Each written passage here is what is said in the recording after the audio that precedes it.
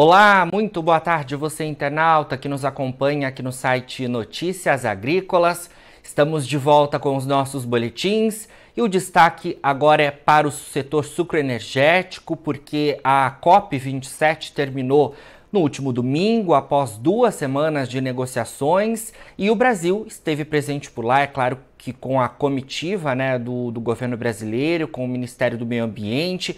E o setor sucroenergético esteve representado justamente pela Orplana, que é a Organização das Associações de Produtores de Cana do Brasil. E nós falaremos agora ao vivo com o Bruno Rangel, Geraldo Martins, que é vice-presidente da Orplana e esteve presente lá na COP27. Ele ainda tem agenda no exterior e nos atende agora ao vivo, direto de Londres. Bruno, muito boa tarde, obrigado pela sua presença aqui com a gente, viu? Boa tarde, Jonathan. Eu que agradeço a oportunidade de poder falar com vocês e com os internautas e trocar um pouquinho de ideia sobre o nosso setor. Nós é que agradecemos, Bruno. Falei que você segue, né, em agenda aí no exterior, então muito obrigado por nos atender aí. Sei que você está em reuniões, né, ainda acontecendo. Estava no Egito, na COP27. Queria que você começasse falando um pouco para a gente sobre como a Orplana, né, esteve representada lá na COP27, que é a Conferência das Nações Unidas sobre Mudanças Climáticas, né, que ocorreu do dia 6 de novembro ao dia 18 de novembro, encerrou agora de pouco, né, e a gente agora, né, olhando o cenário como um todo, acho que a gente consegue trazer um resumo, né, do que foram as discussões por lá. Sim, o convite surgiu justamente pelo ministro Joaquim Leite. Nós temos um trabalho desenvolvido aqui na nossa região entre cooperativas e associações, e o convite justamente foi para que pudéssemos mostrar ao mundo como que as cooperativas e associações agropecuárias podem contribuir para o desenvolvimento sustentável, não só da agricultura, mas do mundo de uma forma geral. Então, nós tivemos a oportunidade de mostrar 3 grandes trabalhos que nós fizemos, né, entre a nossa associação e a nossa cooperativa. Um deles foi a questão da logística reversa, que é justamente o trabalho de devolver até as revendas das cooperativas as embalagens de produtos que foram adquiridos pelos produtores. Isso foi um trabalho que se iniciou lá na nossa associação em Guariba, na cooperativa Coplana também, né, e que faz parte da Orplana.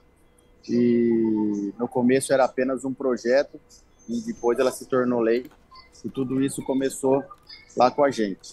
Outra pauta que nós levamos bastante importante é a questão do crédito rural verde, que é um trabalho entre a cooperativa de crédito Cicobi Copicred e a Socicana, que é ligada à Orplana, associação da qual eu faço parte, onde os produtores que já atingiram níveis satisfatórios em protocolos de sustentabilidade, eles têm uma taxa de juro reduzida na hora de tomar os financiamentos. Então é um trabalho que nós estamos bastante esperançosos e ele vem crescendo bastante nesse último ano, e a gente espera uma ampliação não só do funding, mas também da quantidade de produtores que terão acesso a esse crédito rural verde. É um trabalho bastante legal que tem sido feito. E o terceiro ponto que nós levamos para a discussão é que logo no começo do governo do presidente Bolsonaro, o ministro Ricardo Salles, né, na ocasião, enquanto ele ocupava a pasta, ele desenvolveu o programa Adote um Parque. E nós fomos a primeira cooperativa de produção e a primeira cooperativa de crédito a adotar um parque desse projeto. Nós adotamos o Seringal Nova Esperança, lá no Acre, onde o capital investido pelas nossas organizações, elas ajudam no desenvolvimento das sociedades que ali moram. Então, a gente levou esses 3 pontos para mostrar, né, e também para corroborar com todo o trabalho que vem sendo feito pelo Ministério do Meio Ambiente. Eu gosto de chamar a atenção que, nesse último governo, o Ministério do Meio Ambiente, o Ministério da Agricultura Ministério da Economia e o Ministério da Infraestrutura foram as 4 pastas que sempre conversaram, sempre sentaram na mesma mesa, e o trabalho feito pelo ex-ministro Ricardo Salles e pelo ministro Joaquim Leite, sem dúvida nenhuma, foi o melhor trabalho feito por esse ministério. São as 2 pessoas mais competentes que assumiram essa pasta e levaram o nosso país a ser reconhecido mundialmente, não só pela sua produtividade, não só pela sua produção sustentável, mas também o respeito e o cuidado que a gente tem com o meio ambiente. A gente gosta muito de mostrar isso aí para o mundo. Excelente. Bruno, que privilégio, né, o nosso do setor sucroenergético, eu digo nosso porque acompanho, né, esse setor aqui no Notícias Agrícolas, estar, né, presente aí na COP27, né, que acabou de ser encerrada. Eu acho que o setor sucroenergético, por si só, ele já tem grandes requisitos, né, no olhar global em relação à sustentabilidade, né? A gente utiliza da cana-de-açúcar para a produção do açúcar, mais do etanol, que é um biocombustível, né, que a gente utiliza puro aqui nos postos de combustíveis do Brasil, mas também no mundo, utilizando ali na mistura da gasolina em busca de uma descarbonização. A gente também, da cana-de-açúcar, tem energia, né, através da cogeração, ou mais recentemente através do biogás. Então a gente tem grandes, né, temas quando a gente fala em termos do setor sucroenergético que despontam aí na sustentabilidade, que o mundo está muito atento a isso, né, Bruno? Correto. Foi legal você falar isso, Jonathan, porque na COP se discutiu muito a questão da descarbonização, né? E o Brasil tem feito um trabalho muito sério, muito grande, desde da criação do Proálcool nos anos 70, depois com o advento dos carros flex em 2003, e agora também com o RenovaBio. Então, nós já estamos um passo à frente em relação à descarbonização. É importante que a gente tenha metodologia para mostrar isso aí para o mundo, da forma que a gente vem trabalhando, da forma que a gente vem diminuindo os impactos ambientais com a utilização de biocombustíveis. Você falou muito bem a questão desses 3, agora talvez 4 produtos muito importantes, a questão do açúcar, né, talvez seja o alimento mais energético. Eu gosto de falar que açúcar não é adoçante, açúcar é alimento. Exato. E ele sendo consumido de forma correta, a gente não tem problema nenhum de saúde, problema nenhum de obesidade, e sim uma energia maior para a gente enfrentar os problemas do dia a dia. A questão do etanol, a gente acha que é um benchmark mundial, né? Hoje, vários países já adotam a mistura, alguns países estão, inclusive, aumentando a sua mistura, que é o caso da Índia, que deve, no ano de 2025, chegar a 20% da mistura no combustível que são usados nos seus veículos. E a questão energética, que talvez seja hoje a maior discussão mundial. Nós estamos aqui em Londres e a quantidade de carros elétricos que a gente vê na rua é gigantesca, né? E a pergunta que fica é: aonde será gerada energia para esses carros elétricos? No Brasil a gente tem a solução, né? Não só a questão da abundância, né? Não só da energia solar, mas da energia hidrelétrica, e sem falar dos biocombustíveis, que vem sendo usado de uma forma bastante ampla. Então, o Brasil está, com certeza, um passo à frente nesse processo de descarbonização. Com certeza. Bruno, você trouxe um outro elemento aí para nossa conversa que eu queria acrescentar aqui, a gente falar um pouquinho mais, que é o RenovaBio, né? Esse programa do governo federal tão importante que ressalta também aí a importância da descarbonização no Brasil, envolvendo o setor sucroenergético, as distribuidoras.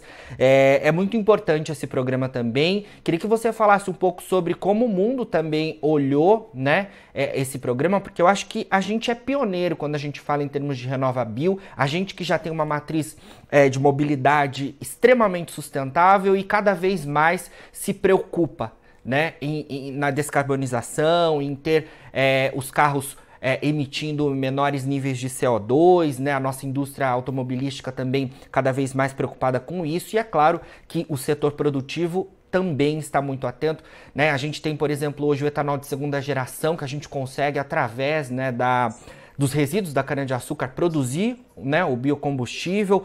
Ou seja, a gente cada vez mais tem um reforço, né, na nossa sustentabilidade na produção sucroenergética.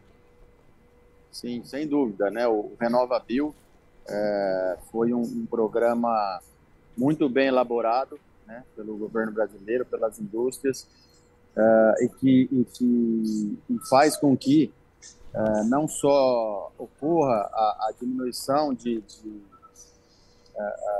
gases de efeito estufa, né, mas também dos insumos, dos inputs que são colocados na lavoura, muitas vezes por alguns produtores um pouco menos tecnificados, de forma exagerada. Por exemplo, como é o caso do nitrogênio, como é o caso da utilização de óleo diesel, né? Enfim, quando a gente consegue quantificar essa quantidade de produtos colocados, quando a gente consegue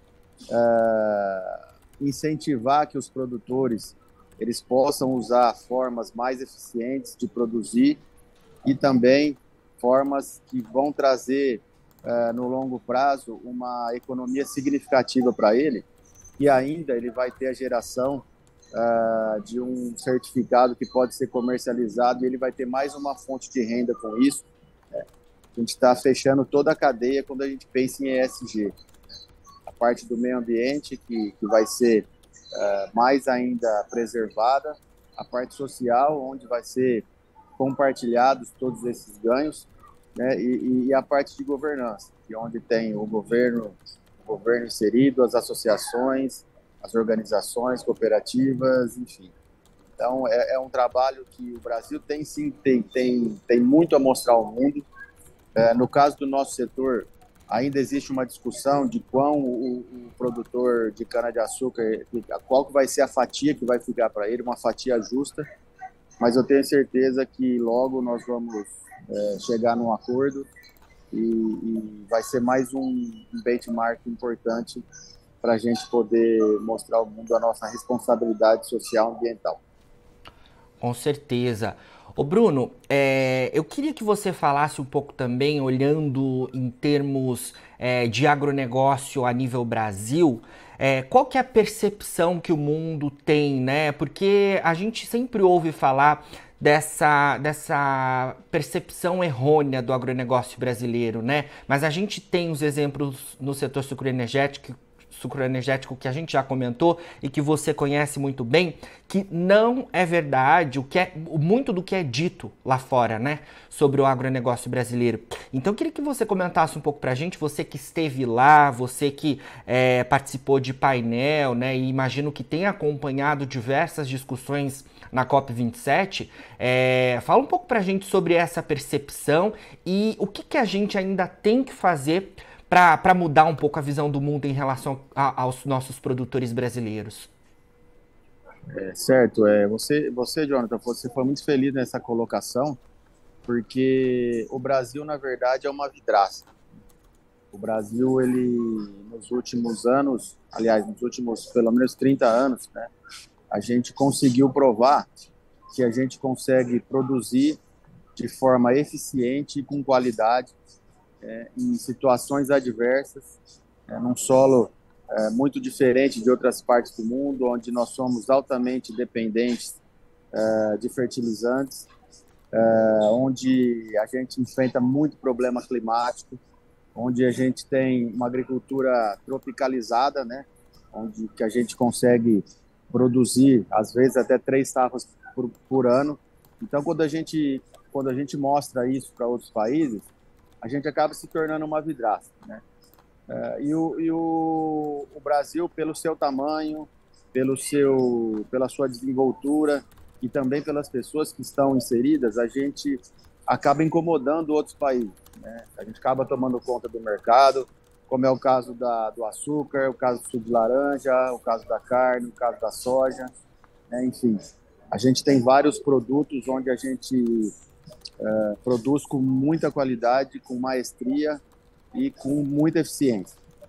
Então, muitas vezes a gente é taxado de que nós não somos conservacionistas, que nós exploramos mão de obra, que nós não utilizamos formas sustentáveis de produção, e cabe a nós, né, enquanto liderança, mudar esse discurso.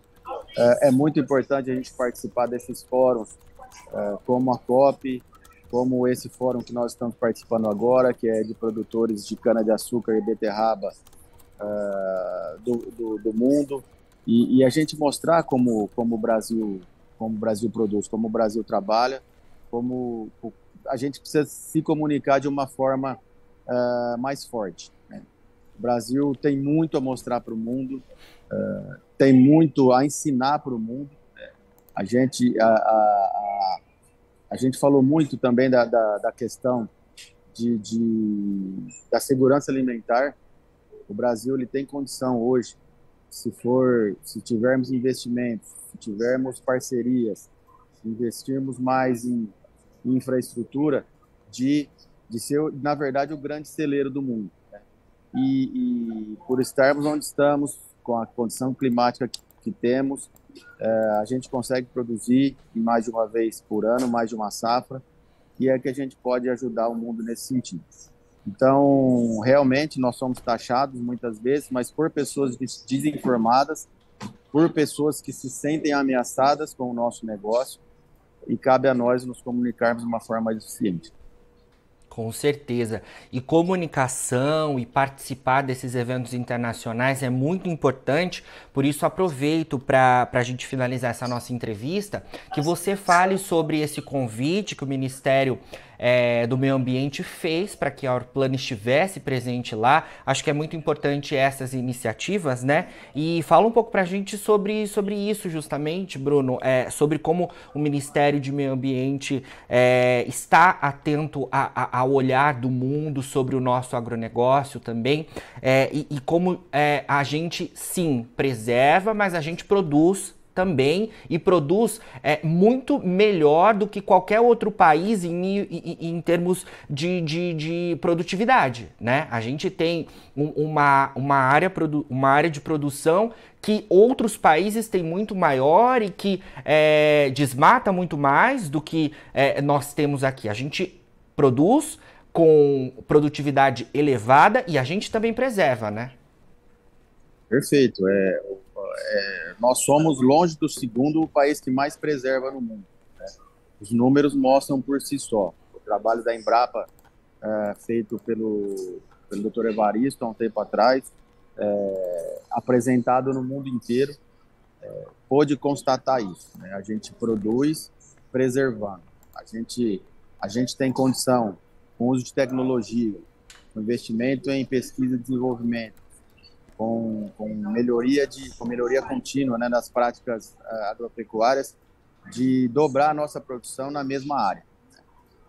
Cabe aos nossos governantes ficarem atentos, os governantes se comprometerem com o agronegócio, abraçar a nossa causa, coisa que foi feita nesse último governo, né? A ministra Tereza Cristina, ela foi fundamental nesse processo. Ela abriu diálogo com todas as organizações, com os institutos de pesquisa, e deu muita credibilidade para o Brasil no exterior. Então, necessitamos, né, no Brasil, de planejamento estratégico, de segurança jurídica, para que a gente possa atrair investimento externo, que a gente possa atrair grandes empresas que estejam interessadas no desenvolvimento do nosso país, e que cabe a esse próximo governo fazer o que esse governo fez. Eu, sem sombra de dúvidas, eu vou falar que desse time que participou do desenvolvimento do agronegócio brasileiro, nós vamos sentir muita saudade, principalmente dos dois ministros do Meio Ambiente, o Ricardo Salles e o Joaquim Lutz. E vamos acompanhando aí, né, o que será feito, né, Bruno? É o nosso papel por aqui. Obrigado pelas suas informações, por reservar um tempo para nos atender aí, né, ainda na sua agenda internacional. E sempre que tiver novidades da Orplan, conte com a gente por aqui, tá bom? Bom, Jonathan, eu que agradeço. Você falou uma coisa muito importante, né, de nós acompanharmos como vai ser o desenrolar das coisas. Vai ser muito importante o nosso acompanhamento, a nossa vigilância e a nossa cobrança em cima daqueles que nós escolhemos para ser nossos representantes. Então, esse trabalho continua cada vez mais forte e cada vez mais unidos com todas as organizações do agronegócio brasileiro. Meu agradecimento, um abraço a todos. Com certeza, um abraço, Bruno. Falamos aí então ao vivo, direto de Londres, né, com o Bruno Rangel Geraldo Martins, que é vice-presidente da Orplana, a Organização de Associações dos Produtores de Cana do Brasil, ele falando sobre a participação da Orplana na COP27, que terminou nesse final de semana, né, foram 2 semanas de discussões aí relativas ao clima e o setor sucroenergético brasileiro esteve representado lá no Egito. Agora, na finalização dos nossos boletins, você fica com as nossas redes sociais. Siga a gente por lá para se manter atualizado sobre todas as informações do agronegócio brasileiro. E o nosso site fica 24 horas no ar. Daqui a pouquinho também tem mais boletins ao vivo. Fica por aí e a gente se vê.